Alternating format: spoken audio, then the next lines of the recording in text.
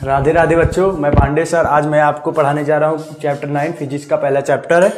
पहले चैप्टर का नाम है राइट रिफ्लेक्शन एंड रिफ्रैक्शन। क्या नाम है? Right reflection and refraction. ठीक है, तो आइए जानते हैं इनके बारे में।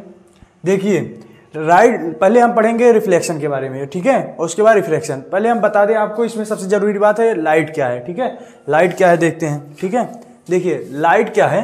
The source of energy that makes it possible to see things.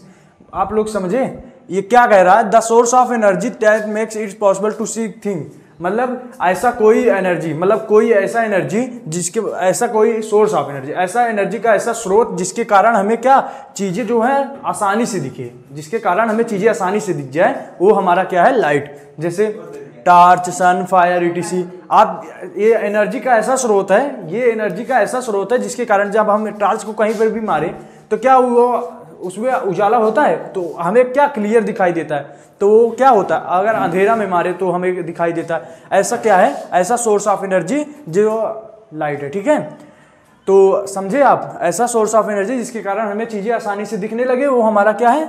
Light है। आगे समझ में आया? क्लियर हो? देखिए अब बताते हैं रिफ्लेक्शन। तो रिफ्लेक्शन शुरू करने से पहले हम आपको एक चीज़ बता दें कि अगर आपको इस वीडियो में अगर ना समझ में आए तो हमारे कमेंट बॉक्स में बताइएगा, और इसकी नोट्स जो है हम आपको टेलीग्राम चैनल में अपलोड कर देंगे। ठीक है, देखिए तो reflection, when a ray of light incident a polish surface to back return of the reflect medium and angle are the same is known as reflection. देखिए जब एक रे ऑफ लाइट, जब एक रे ऑफ लाइट इंसिडेंट किस पे पड़ती है? Polished surface. ये क्या है? पॉलिश्ड सरफेस है।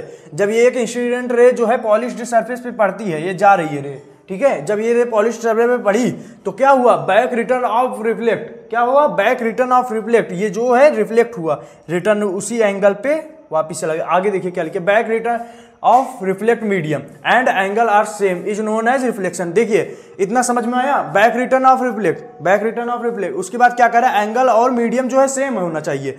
मीडियम मतलब आप अगर इसे ग्लास में रखे हैं तो ग्लास का मीडियम से रहना चाहिए सेम। अगर आप इसे किसमें रखे हैं? पानी में रखे हैं, मतलब मीडियम वही चीज रहना चाहिए, अलग अलग मीडियम नहीं रहना चाहिए। ठीक है, एक ही मीडियम रहना चाहिए।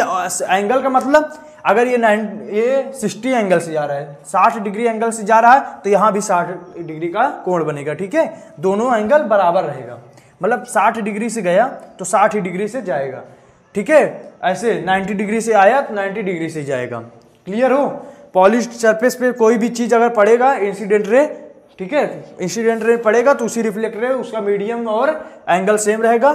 यही है हमारा रिफ्लेक्शन। क्लियर हो? रिफ्लेक्शन समझ में आया? ठीक है, बहुत बढ़िया। देखिए आगे हम बताने जा रहे हैं।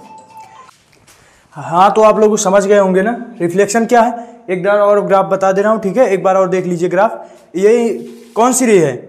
Incident ray. ठीक है, इंसिडेंट पॉलिश सरफेस पे पड़ी, रिफ्लेक्ट हुई सेम एंगल से। ठीक है, और ये बीच में क्या आपका है बना? नॉर्मल रे बना। ठीक है, हमेशा नॉर्मल रे बीच में बनता है। ठीक है, उसके बाद ये जो एंगल बना नॉर्मल और इंसिडेंट रे के बीच में क्या है? ये एंगल ऑफ इंसिडेंट रे। ठीक है, उसके बाद नॉर्मल और रिफ्लेक्टेड रे के बीच में क्या बनता है? Angle of reflection. ठीक है, एंगल ऑफ रिफ्लेक्शन बनता है, और ये एंगल ऑफ इंसिडेंट रे बनता है। और ये क्या है? आपका पॉलिश्ड सरफेस है। ठीक है, क्लियर हो? इसमें कोई डाउट नहीं होनी चाहिए। ठीक है, देख लीजिए क्या हमने आपको बताया, लाइट के बारे में बताया, ऐसा सोर्स ऑफ एनर्जी जो आपको क्या है चीजें देखने में आसान हो जाए, वो क्या है? हमारा लाइट है, जैसे टॉर्च, सन, फायर। उसके बाद मैंने आपको बताया रिफ्लेक्शन क्या है। रिफ्लेक्शन हुआ है ऐसा रे जब एक रे जो है पॉलिश्ड सरफेस पे पड़ती है, जब एक रे पॉलिश्ड सरफेस पे पड़ती है और रिफ्लेक्ट होकर उसी सेम मीडियम और सेम एंगल पे चली जाती है, वो क्या होता है? हमारा रिफ्लेक्शन होता है। रिफ्लेक्शन, ठीक है, हमने ग्राफ बना दिया, आप देख लीजिए, स्क्रीनशॉट ले लीजिए। ठीक है, देख लीजिए। हाँ, तो आप लोगों ने स्क्रीनशॉट ले लिया होगा। अब मैं बताने जा रहा हूँ लॉ ऑफ रिफ्लेक्शन के बारे में। ठीक है, देखिए पहला है the incident ray, the reflected ray and the normal to the surface of the mirror are lie in the same plane. क्या कह रहा है? वही जो मैंने आपको पहले बताया था। ठीक है, सेम प्लेन पे क्या होना चाहिए आपका? Incident ray, reflected ray and the normal of the surface of the mirror. वही कि इंसिडेंट रे और रिफ्लेक्टेड रे और नॉर्मल, ये तीनों रे किसमें होना चाहिए? आपका सेम प्लेन में होना चाहिए। ये ला है आपका रिफ्लेक्शन का। और दूसरा ला है angle I is equal to angle R. इसका मतलब angle of incident is equal to angle of reflection. ठीक है, क्लियर हो। अब एंगल ऑफ इंसिडेंट किस में बनता है, एंगल ऑफ इंसिडेंट रे और नॉर्मल रे के बीच में, ठीक है। नॉर्मल रे और रिफ्लेक्टेड रे के बीच में कौन सा एंगल बनता है, एंगल आर, ठीक है। क्लियर हो, देख लीजिए आपके सामने ग्राफ है, स्क्रीनशॉट ले लीजिए, ठीक है। हाँ, तो आप लोगों ने स्क्रीनशॉट ले लिया होगा, मैंने आपसे इससे पहले पढ़ाया, क्या पढ़ाया था, ठीक है, रिफ्लेक्टेड रे, ठीक है, उसके बारे में रिफ्लेक्शन पढ़ाया था। अब देख लीजिए प्लेन मिरर की बारी है, ठीक है। प्लेन मिरर में क्या है, प्लेन मिरर का आप पहले डिफिनेशन देख लीजिए, a smooth and highly polished surface that reflect light to form an image. ऐसा प्लेन मिरर क्या है, ऐसा ये फॉर्म है कि स्मूथ क्या होना चाहिए, एक ऐसा स्मूथ और हाईली पॉलिश्ड सरफेस होना चाहिए। क्या होना चाहिए, स्मूथ एंड हाईली पॉलिश्ड, मतलब स्मूथ भी रहना चाहिए। स्मूथ मतलब जैसे ये बोर्ड है, क्या है, स्मूथ है एकदम, ठीक है, एकदम स्मूथ है, वही एकदम स्मूथ होना चाहिए। और हाईली पॉलिश्ड मतलब जो उसका पीछे का बैकग्राउंड होना चाहिए उसमें पॉलिश्ड होना चाहिए, मतलब वो उसमें पीछे मतलब आर पार ना दिखाई दे, ऐसा पॉलिश्ड कर दीजिए, ठीक है।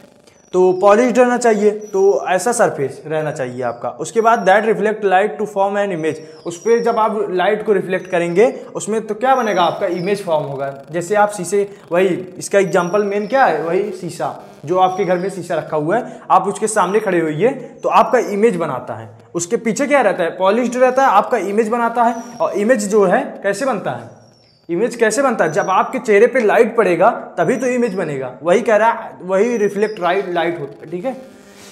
तो समझ में आया डिफिनीशन। उसके बाद इसके देख लीजिए, कुछ हमने पॉइंट लिखे हैं, main point, the image formed by a plane mirror is, ठीक है। उसके आगे नीचे 3 पॉइंट लिखा है, समझ लीजिए, बहुत इंपॉर्टेंट है, प्लेन मिरर के बारे में बताया गया है, ठीक है। देख लीजिए, ऑलवेज वर्चुअल एंड इरेक्ट, ये क्या होता है, हमेशा वर्चुअल एंड इरेक्ट, मतलब सीधा और आभासी होता है, हिंदी में जो बोला जाता है। तो ये क्या होता है, सीधा और आभासी, वही, ठीक है। मतलब ये इमेज क्या, हमारा जो आप देखिए शीशा के सामने खड़े हुई है, तो क्या शीशा में जो आपका इमेज बनता है, जैसे जिस साइड हम खड़े हैं, मतलब एकदम सीधे खड़े रहते हैं, वो भी एकदम सीधा रहता है, ठीक है, वही सीधा रहता है। और आभासी मतलब क्या होता है, हमेशा, ठीक है, आभास होता है, रियल कुछ नहीं होता, वही कह रहा है। उसके बाद देख लीजिए दूसरा point, size of image is equal to the object. क्या होता है, जो साइज ऑफ इमेज है, ये इमेज बना हुआ है, इधर ऑब्जेक्ट रखा है, इधर इमेज बना हुआ है, ठीक है। तो देख लीजिए साइज ऑफ इमेज जो है किसके बराबर होता है, हमेशा ऑब्जेक्ट के इमेज के बराबर होता है। देख लीजिए बराबर है, ठीक है। थोड़ा हमने बनाते हुए थोड़ा 90-100% कर दिए हैं ये, तो देख लीजिएगा, लेकिन ये बराबर होता है, ठीक है। जैसे एक एग्जाम्पल और देख लीजिए, यहाँ भी जो है, यहाँ भी बराबर है। वैसे ये एक एग्जाम्पल इसके लिए है, image is form opposite side. Image कैसा फॉर्म होता है आपका, जैसे ये भी इस तरफ लिखा है, तो इमेज जब बनता है इसका अपोजिट साइड, उल्टा बनता है, ठीक है। क्लियर है, तीनों पॉइंट में अगर किसी को दिक्कत है तो हमसे पूछिएगा कमेंट बॉक्स में, हम आपको लिए दूसरा वीडियो बनाएंगे, ठीक है। उसमें आपको एकदम, ठीक है, बेहतर से बेहतर समझाएंगे, देख लीजिए। और इसके बाद है स्फेरिकल मिरर। क्या है स्फेरिकल मिरर, स्फेरिकल मिरर क्या होता है, a mirror whose reflecting surface is part of hollow sphere of glass. इसका मतलब एक मिरर ऐसा है जो क्या है, रिफ्लेक्टिंग सरफेस होना चाहिए। आपका एक मिरर रहना चाहिए जो रिफ्लेक्टिंग सरफेस का पार्ट होना चाहिए, हॉलो स्फीयर ऑफ ग्लास। जैसे मतलब एक हॉलो स्फीयर ऑफ ग्लास, मतलब एक हॉलो स्फीयर आप जानते हैं, स्फीयर का हॉलो मतलब ऊपर का साइड, ठीक है, उस पर क्या है, आपका वो ग्लास होना चाहिए, ग्लास का होना चाहिए। अब जैसे देख लिए ग्लास होता है आपके घर में, कांच का कुछ भी, वैसे रहना चाहिए। उसके बाद वो रिफ्लेक्टिंग मिरर होना चाहिए, वही है आपका स्फेरिकल मिरर। आपका क्या रहना चाहिए, एक हॉलो स्फीयर में हॉलो स्फीयर रहना चाहिए। हॉलो स्फीयर समझ ले, कटोरा समझ रहे हैं, वही कटोरा हॉलो स्फीयर है। तो आपका हॉलो स्फीयर का एक ऐसा पार्ट होना चाहिए जो क्या होना चाहिए, हॉलो स्फीयर का ऐसा पार्ट जो ग्लास होना चाहिए, ठीक है, ग्लास का होना चाहिए, और वो रिफ्लेक्ट करता रहे मिरर के भांति, ठीक है, वही आपका क्या है, स्फेरिकल मिरर। देख लीजिए, इसका मैंने आपको एक एग्जांपल लिखा है, एग्जांपल देख लीजिए। जैसे आपका क्या है, एक मिरर है, इसमें आपका हॉलो स्फीयर है, ठीक है, हॉलो स्फीयर, बीच में आप इसे काट दीजिए, क्या बनाइए, आपका हॉलो स्फीयर बना, ठीक है। हॉलो स्फीयर बनने के बाद क्या हुआ, अब आपका ये 2 पार्ट हो गया, 2 पार्ट हुआ, और ये कांच का है, क्या है, कांच का है। तो यही क्या है आपका स्फेरिकल मिरर, ठीक है। जैसे एक पार्ट ये बना, एक पार्ट ये बना, दूसरा का पार्ट ये बना, जो आपको आगे चल के पता चलेगा, ठीक है। यही है आपका हॉलो स्फीयर। क्लियर है आप लोग, किसी को डाउट नहीं?